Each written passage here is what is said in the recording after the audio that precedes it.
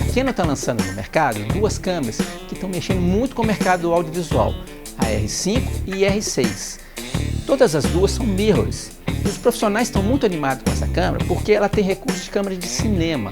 A Sony havia ganhado muito mercado com a linha Alpha, mas parece que a Canon quer virar a mesa. A R5, por exemplo, grava 8K em RAW. Já imaginou? Vídeos 8K em RAW. Na fotografia, ela tem formato RAW. O RAW é um JPEG aprimorado. Ela tem mais informações e uma quantidade de arquivo menor. Todas duas gravam em RAW, tanto para fotografia quanto para vídeo. Desde o início eu falei que ia descomplicar todas essas informações. O que a gente vai fazer? Voltar lá no início, entender o processo de captação de imagem, de digitalização da imagem e a formação desses containers, desses formatos de imagem, tanto para vídeo quanto para foto.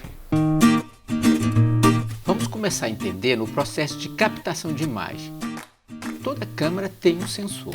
O tamanho do sensor vai definir a qualidade da imagem, como também a sensibilidade à luz.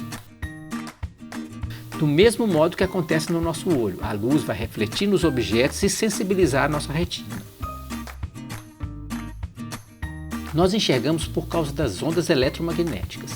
O espectro total das ondas eletromagnéticas vai desde o raio gama até as ondas de rádio. A nossa faixa visível é muito pequena, como vocês podem ver no gráfico. Para efeito didático, vamos considerar para nós que as ondas eletromagnéticas chegam aqui para nós como partículas. Na realidade, elas são ondas-partículas. As partículas que estão dentro dessa faixa de onda visível vão incidir nos objetos, e os objetos vão refletir apenas a cor que o caracteriza. Vamos fazer uma experiência. Vamos colocar uma máquina de pinhole para captar uma imagem. Pinhole é uma câmara escura com um furo muito pequeno, para captar uma imagem nítida que se projeta no interior. O segredo está justamente no diâmetro desse furo. Se ele for muito pequeno, a imagem é nítida. À medida que você aumenta esse furo, você começa a perder nitidez. Para resolver esse problema, são usadas lentes. As lentes ajudam a convergir a imagem para um ponto só. Temos diversos tipos de lentes no mercado. Serão tratadas em outra aula. Todas contêm vários elementos dentro dela. Os elementos são tipos de lentes com função de focalizar e alterar o ângulo de visão. Dentro da lente nós também temos o diafragma, que vai regular a abertura que tem dentro da lente. Ao usar uma lente e um diafragma que varia, tenho como resultado uma profundidade de campo, que vai variar de acordo com os ajustes que eu faço. Profundidade de campo é o tamanho da área de foco que eu tenho na hora que eu estou fotografando.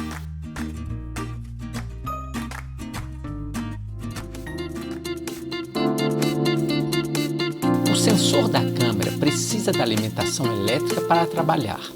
Nas condições ideais, o sensor tem uma sensibilidade à luz que é chamada de isonativo. Ampliando o sinal captado pelo sensor, obtemos um sensor mais sensível à luz. Chamamos este ajuste de regulagem do ISO. Se eu aumento muito esse ganho, isto é, o ISO, o sensor acaba gerando ruído na imagem. A luz passa pela lente, chegando ao sensor dentro da câmera fotográfica. O sensor, que é um CMOS, vai converter a imagem projetada dentro da câmera em impulsos elétricos. Estes sinais elétricos serão transformados em bits de informação, criando um código binário que representará a imagem. Este código binário levará toda a informação da imagem. Quanto mais bits, mais informação eles levam. Assim, mais qualidade eu terei quando decodificar, isto é, remontar a imagem em um dispositivo qualquer, como por exemplo um papel fotográfico. Para ter essa alta qualidade de imagem, o arquivo precisa de um número enorme de bits, gerando um arquivo muito grande. Era preciso criar um processo para compactar as informações binárias. Foi criado o JPEG, que reduzia bastante o tamanho do arquivo com pouca perda de informação. O segredo era pegar os bits que se repetiam e agrupá-los em um código que só informava quantas vezes eles repetiam, assim economizando espaço de armazenamento. Com o tempo, foi se aprimorando as técnicas de compactação e os arquivos puderam compactar mais e perder menos informação. Assim surgiu o RAW. Este processo de compactação se chama codec. No caso do vídeo, era preciso um codec para o vídeo e um codec para o áudio. E criar os containers. Os containers são processos de compactação que usam dois tipos de codec, um para o vídeo e um outro para o áudio. Exemplo do vídeo, H264. Exemplo do áudio, MP3. Os diversos containers desenvolvidos por vários fabricantes receberam nomes diversos como AVI, MP4 e outros. Os containers podem ter os mesmos codecs, como por exemplo H264 mais MP3.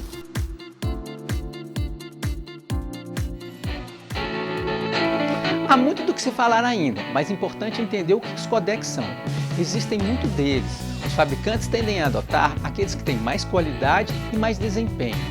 O H264, por exemplo, foi adotado como padrão para o HTML5, a estrutura de dados da internet. Existe o H265, mais compacto, com mais informação que o H264, mas ele é mais pesado. A câmera Blackmagic Pocket Cinema 4K, por exemplo, grava em RAW, um arquivo maior com mais informação do que o H265. No entanto, para editar ele é mais pesado do que o RAW. O H265 precisa ser descompactado na hora da edição, por isso é mais pesado. Bom, qualquer dúvida deixe nos comentários. E até a próxima aula, um abraço.